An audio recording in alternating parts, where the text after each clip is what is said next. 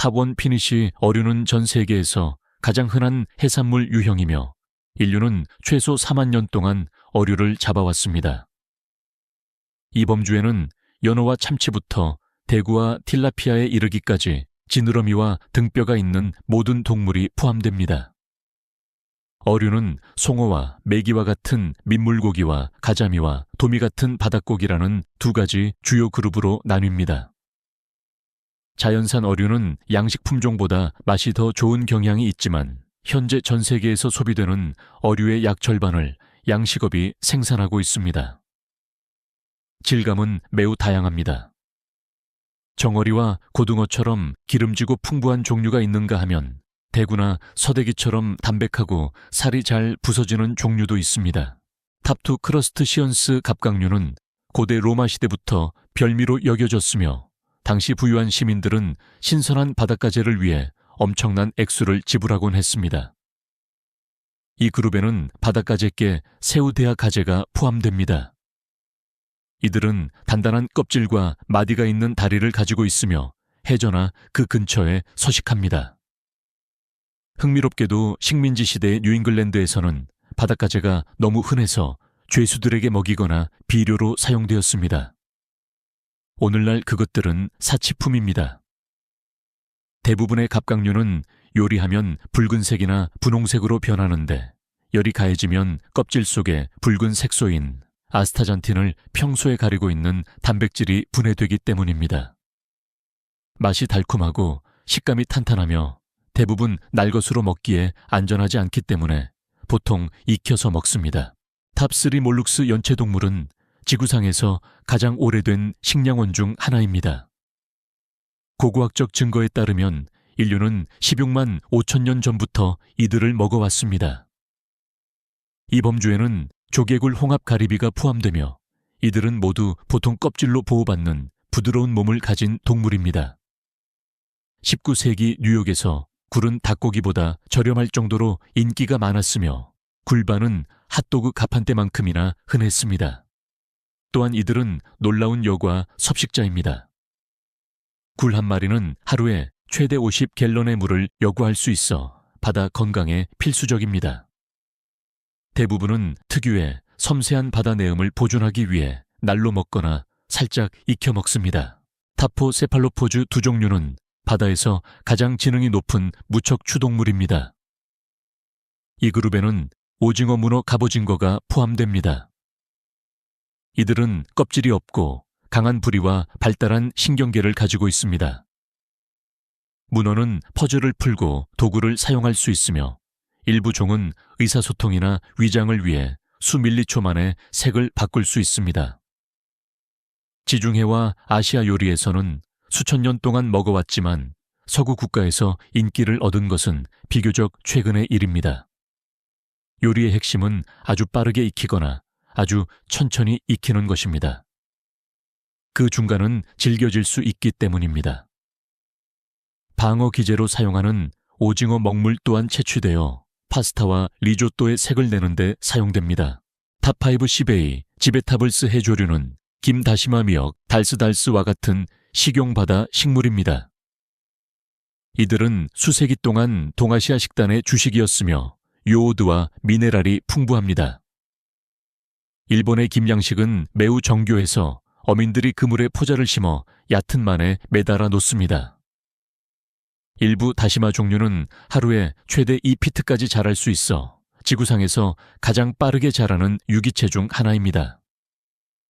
많은 해조류의 감칠맛은 천연 글루타메이트에서 나오며 많은 전문가들은 해조류를 지구상에서 가장 지속 가능한 식량원으로 간주합니다.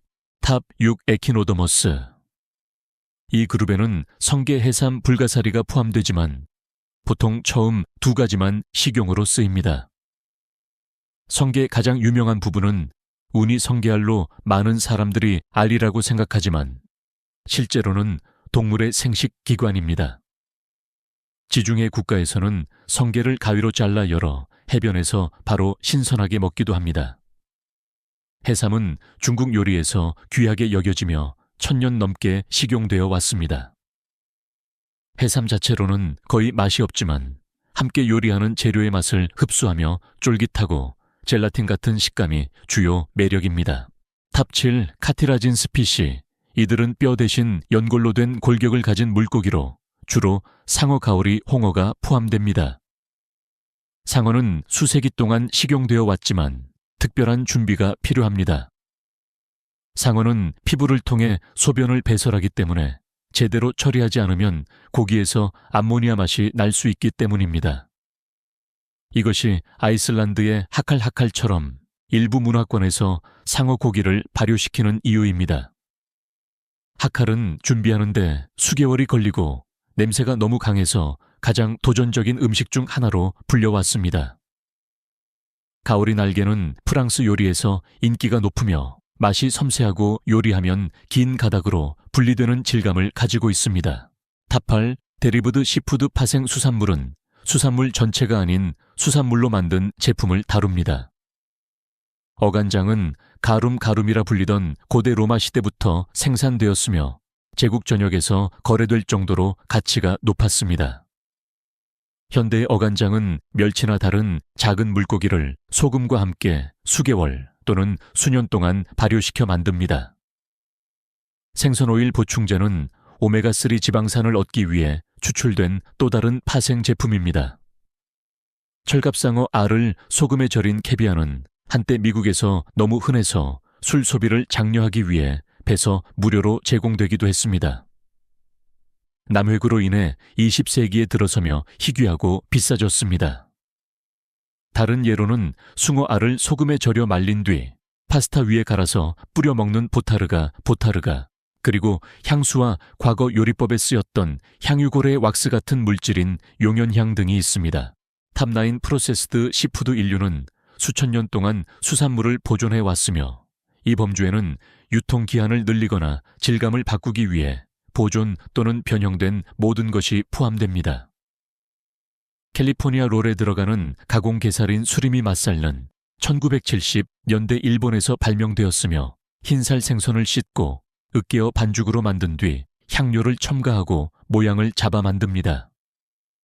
통조림은 1800년대에 인기를 얻었으며 수산물이 내륙 인구에게 전달되는 데 기여했습니다. 일부 가공 수산물은 고도로 정제되기도 하지만 훈제 생선처럼 수세기 전부터 내려온 전통적인 보존 방식도 있습니다.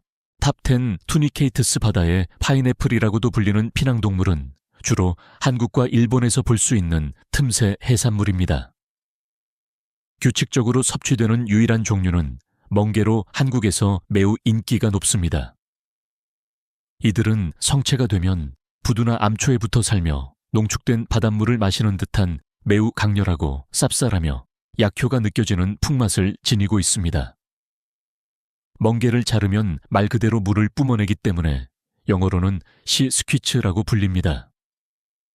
프랑스와 이탈리아의 일부 지역에서는 별미로 날로 먹기도 하지만 확실히 호불호가 갈리는 맛입니다.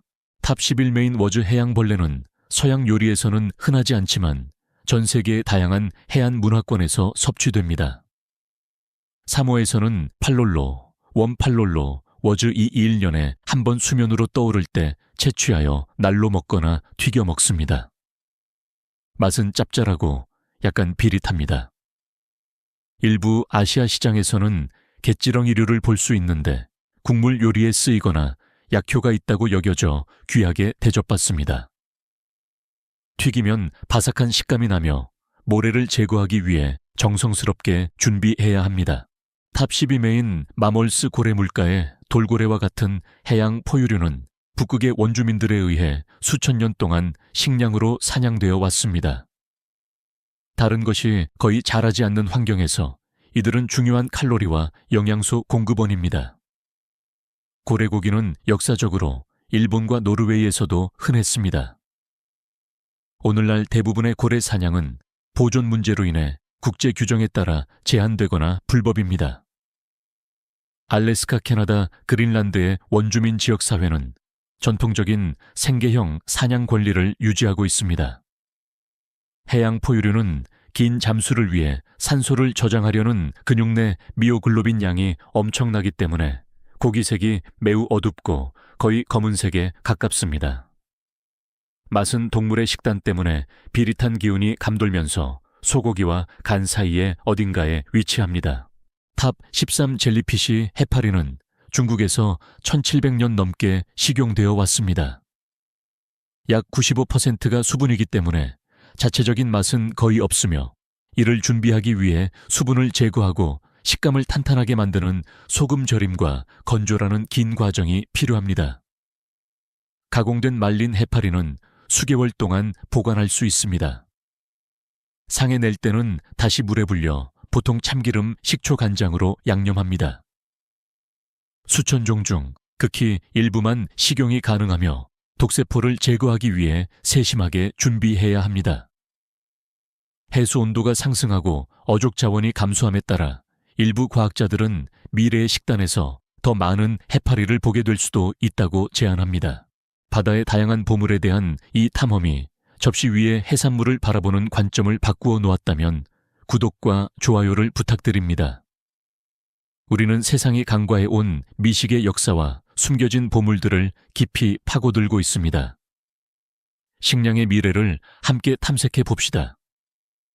바다 깊은 곳에서 찾아낸 다음 발견물도 곧 공개될 예정입니다.